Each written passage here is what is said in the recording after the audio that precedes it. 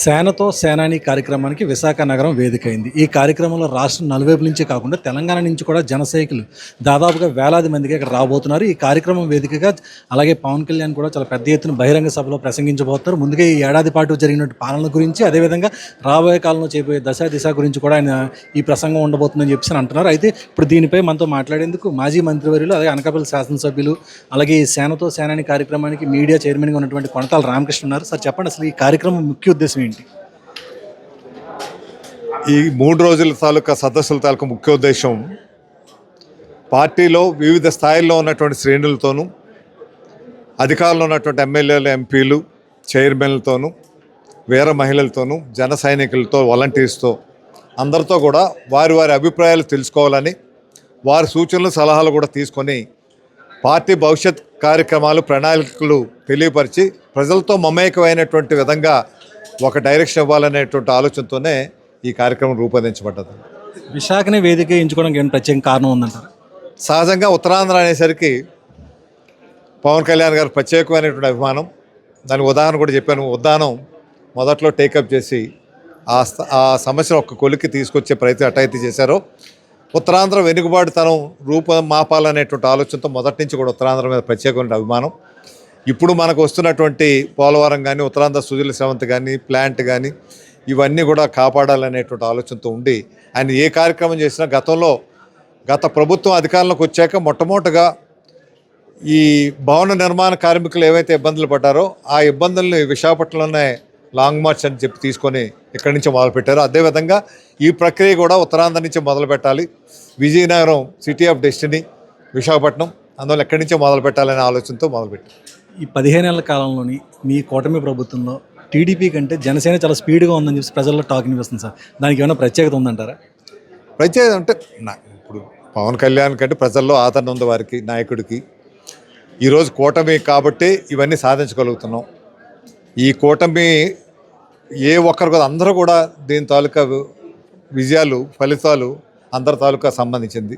ఇందులో కేంద్రంలో ఉన్నటువంటి బీజేపీ నరేంద్ర మోడీ గారు కానీ, అదేవిధంగా పరిపాలన అనుభవం చంద్రబాబు నాయుడు గారు కానీ, అదేవిధంగా యువతకు స్ఫూర్తిదాతగా ఉన్నటువంటి పవన్ కళ్యాణ్ గారు కానీ, ఈ 3 శక్తులు కలిసే కాబట్టే ఇన్ని విజయాలు సాధించగలుగుతున్నాం.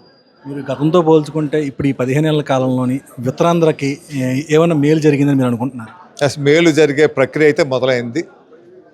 ఎందుకంటే ఇక్కడ ఐటీ కంపెనీలు, చాలా పెద్ద పెద్ద కంపెనీలు అన్నీ కూడా, మల్టీనేషనల్ కంపెనీలు అన్నీ వస్తున్నాయి. టీసీఎస్ కానీ, మైక్రోసాఫ్ట్ కానీ, గూగుల్ కానీ, ఐబిఎం కానీ, ఇన్ఫోసిస్ కానీ, విప్రో కానీ ఇవన్నీ కూడా పెద్ద స్థాయిలో వస్తున్నాయి. కాగ్నిజెంట్ కానీ ఇవన్నీ కూడా వస్తున్నప్పుడు డెఫినెట్గా మీకు ఐటీ సెక్టార్కి ఒక హబ్గా ఇక్కడ రూపొందించేటువంటి అవకాశం అయితే డెఫినెట్గా ఉందండి. అదేవిధంగా పరిశ్రమలు కూడా ఎన్టీపీసీ నుంచి గ్రీన్ హైడ్రోజన్ 1,60,000 కోట్ల రూపాయలతో అచ్యుతాపురం దగ్గర వస్తుంది 2 దశల్లో. అందులో జెన్కో కూడా భాగస్వామ్యం అవుతుంది, ఆంధ్రాకి సంబంధించి జెన్కో కూడా. అదేవిధంగా మీకు నక్కపల్లిలో ఆర్సెలర్ మెటల్తో ఒక పెద్ద స్టీల్ ప్లాంట్ వస్తుంది.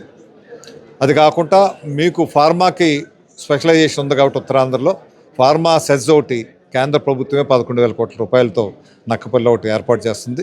వేలాది మందికి ఉద్యోగ అవకాశాలు కల్పించి ఈ ప్రాంతం భవిష్యత్తులో హైదరాబాద్ ఎట్టాగైతే గ్రోత్ ఇంజిన్గా ఉండేదో కంబైన్డ్ ఆంధ్రప్రదేశ్కి, ఈ విశాఖపట్నం, అనకాపల్లి, ఉత్తరాంధ్ర ప్రాంతం ఒక గ్రోత్ ఇంజిన్గా ఈ రాష్ట్రానికి ఉండబోతోంది. ఇప్పుడు 28, 29, 30 తేదీల్లో పవన్ కళ్యాణ్ వైజాగ్లో ఉంటున్నారు కదా. ఈ 3 రోజులు 30 తేదీ ఒకటే బహిరంగ సభ ఉంటుందా? మిగతా 3 రోజుల కార్యక్రమం అంతా ఇన్ కెమెరా ఉండొచ్చు? మిగతా 2 రోజులు ఇన్ కెమెరా అండి. 28, 29 ఒక శాసనసభ్యులతోనూ, పార్లమెంట్ సభ్యులతోనూ, ఎమ్మెల్సీస్తోనూ అంతా ఉంటాయి. రెండవ ఫేజ్లో 28వ తారీఖు మధ్యాహ్నం సెషన్లో మీకు ఏవైతే ఫ్రంటల్ ఆర్గనైజేషన్స్ ఉన్నాయో విస్తృత స్థాయి ఎగ్జిక్యూటివ్ కమిటీ సమావేశం ఉంటుంది. 29వ తారీఖున రాష్ట్రం నుంచి వివిధ ప్రాంతాల నుంచి వచ్చినటువంటి ఇంటలెక్చువల్స్ కానీ, క్రియాశీలక సభ్యులతోనూ అందరితోనూ కూడా ఇంటరాక్షన్ ఉంటుందండి. వాళ్ళ సూచనలు, వాళ్ళ అభిప్రాయాలు తీసుకొని వాళ్ళకు డైరెక్షన్ ఇస్తారు. అందులో కొన్ని ప్రణాళికాబద్ధమైనటువంటి భవిష్యత్ ప్రణాళికలు నిర్ణయిస్తారు. నిర్ణయించుకొని 30వ తారీఖు బహిరంగ సమావేశంలో వారి సందేశం ఉంటుంది. Thank you sir.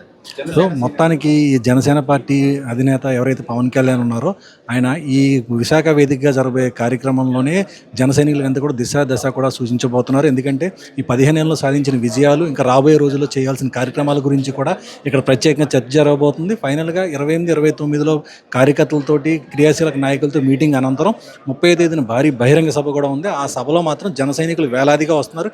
కేవలం ఆంధ్రప్రదేశ్ నుంచే కాదు, తెలంగాణ నుంచి కూడా పెద్ద ఎత్తున ఇక్కడ రాబోతున్నారు. కనుక ఈ సందర్భంగా పవన్ కళ్యాణ్ ఏ మెసేజ్ ఇస్తారని చెప్పి అందరూ చాలా ఎంతో ఆతృతగా ఎదురు చూస్తున్నారు.